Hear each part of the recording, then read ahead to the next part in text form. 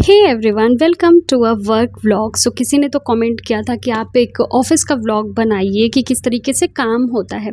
सो मैंने सोचा ये अच्छा तरीका है आपको थोड़ा बहुत काम दिखाने का। So this is a vlog. So आइए सबसे पहले अपने केबिन में चलते हैं। जैसे ही मैं ऑफिस में पहुंचती हूँ, यानी अपने पर्सनल केबिन में पहुंचती हूँ, ऐसा कुछ दृश्य दिखता है मुझे, जो कि मैंने ये सजा रखा है। मुझे अच्छा लगता है अपने आसपास के एरिया को सजा के ब्यूटीफुल तरीके से रखना। और यहाँ पे मैं बैठती हूँ। अब दिन की शुरुआत करनी होती है, चाय से शुरू होती है हमारे दिन की शुरुआत। और this is my beautiful desktop. यहाँ पे भी मैंने बहुत सुंदर वॉलपेपर लगा रखा है, ऑब्वियसली बीटल का। I love this car. मेरा मानना है कि आप जहाँ पे काम करते हैं, जो भी काम करते हैं, और उसमें जो चीज़ें ज़रूरत में आती हैं, वो सब चीज़ें आपके एस्थेटिक के हिसाब से होनी चाहिए। आप वो गर्ल हो बॉय हो, इससे मतलब नहीं है। आपको जो अच्छा लगता है उसके हिसाब से होना चाहिए, क्योंकि आपको आपका काम पसंद आना चाहिए। आपके लिए वो बोझ नहीं होना चाहिए कि अरे यार ऑफ़िस जाना है। आपको ऐसा होना चाहिए, भले ही आपके ऑफ़िस में फ्रेंड्स हो, नहीं हो, कुछ भी हो, आपको काम पसंद आना चाहिए उस ऑफ़िस का। सो उसको पसंद करने के लिए आप जो कुछ भी कर सकते हैं, वो ज़रूर आपको करना चाहिए।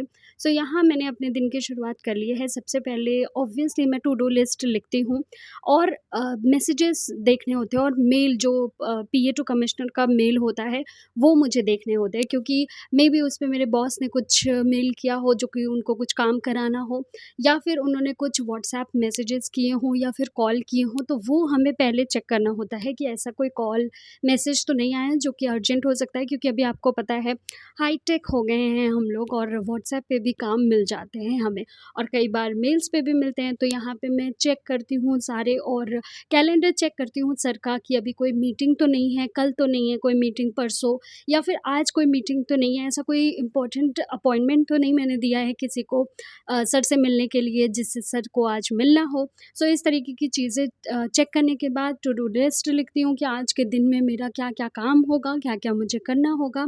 और अगर मेरा अपना पर्सनल भी कुछ काम होता है, तो भी मैं उसी टू डू लिस्ट में लिख लेती हूँ, क्योंकि इट इज़ ईज़ियर कि मैं वही लिस्ट देख-देख के अपने भी काम करती रहती हूँ। तो हमारे डिफरेंट डेज़ पे डिफरेंट काम होते हैं, लेकिन एक जो काम परमानेंट होता है, रोज़ होता है, वो होता है मेल्स चेक करना कमिश्नरेट का हमारे। क्योंकि मेरा जीएसटी ऑफ़िस है, तो वो मेल्स चेक करते हैं, और मेल में जो कुछ भी इम्पोर्टेंट आया होता है उसको ई ऑफ़िस में करते हैं डायराइज़, उसे डायराइज़ेशन कहते हैं। ये सब जो काम है ना, वो आपको धीरे-धीरे आ जाएगा। ऐसा नहीं है कि अभी से ही आपको देख के ये सोचना है कि मुझे ये भी आना चाहिए, वो भी आना चाहिए।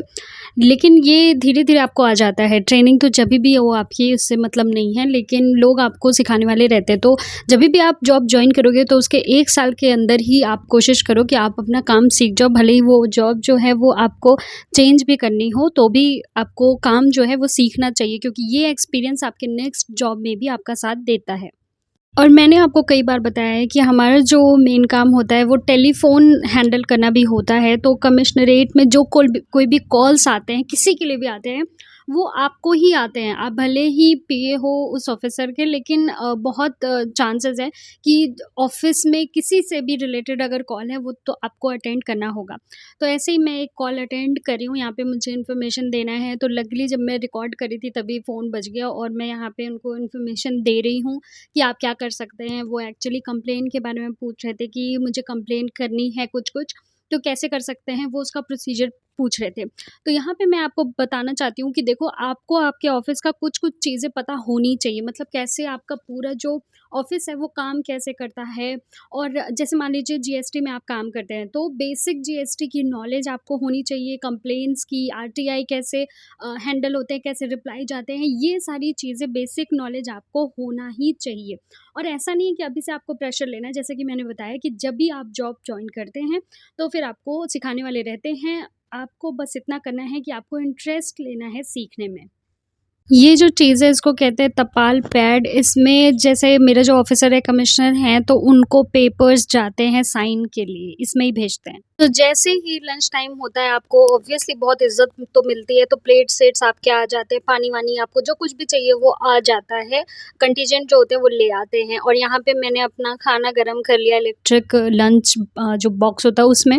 क्योंकि यहाँ ये जो मेरा नया ऑफ़िस है ना उसमें माइक्रोवेव नहीं है, पहले वाले में था। तो इस वजह से मैं अपना खुद गरम कर लेती हूँ, ऐसा मैंने लंच बॉक्स ले लिया है।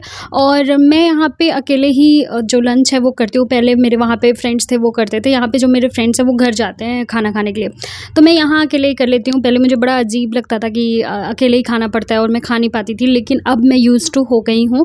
मैं कुछ भी अपना यूट्यूब पे, नेटफ्लिक्स पे कुछ भी लगा लेती हूँ और वो लंच टाइम में पूरा एन्जॉय करती हूँ, बिना किसी की बकवास से, बिना किसी की बातों से।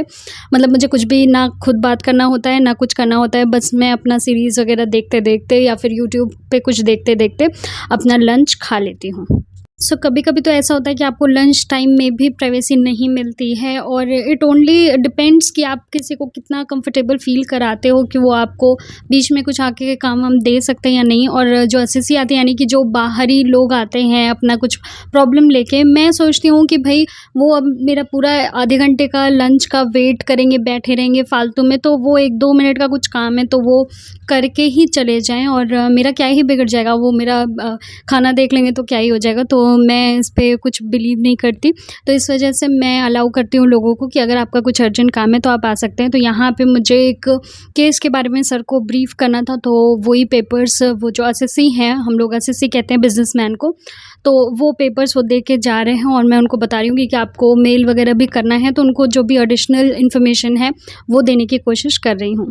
This is day 2। सो कल मैं इतना ही रिकॉर्ड कर पाई थी, तो आज है मैं डे 2 को रिकॉर्ड कर रही हूँ। अभी मैं निकली हूँ ऑफ़िस के लिए और आज मैंने डिसाइड किया है कि मैं बस से जाऊँगी। ऐसे मैं ऑटो से जाती हूँ, पर आज मैंने डिसाइड किया कि थोड़े पैसे बचाते हैं और मैं बस से जाऊँगी। सो this is my tiffin box जो रखा है बेचारा अकेले वहाँ बस में, और दिस इज़ माई बस। सो यहाँ बैंगलोर में जो पब्लिक बसेस हैं, जो पब्लिक ट्रांसपोर्ट है, वो बहुत ही कंफर्टेबल, बहुत ही अच्छा है। तो आपको कभी ऐसा नहीं लगेगा कि बस जैसे यूपी वगैरह में होता है वैसा कुछ भी नहीं है यहाँ पे। तो आपको बहुत ही लग्ज़ूरियस सा फ़ील होगा, लग्ज़री होती है बसेस में। आप अच्छे से आराम से एसी में बैठ के जाओगे, अच्छी सीट्स होती हैं उसकी, जैसे एयरपोर्ट की बसेस होती हैं वैसी।